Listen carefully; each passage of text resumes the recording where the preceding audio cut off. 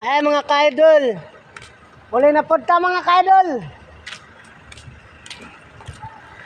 Nahiya ako sa ganda mo, nahiyatang lumapit ako sa'yo. Kinakausap na lang ang litrato mo, at sana'y tanggapin ang pag-ibig ko.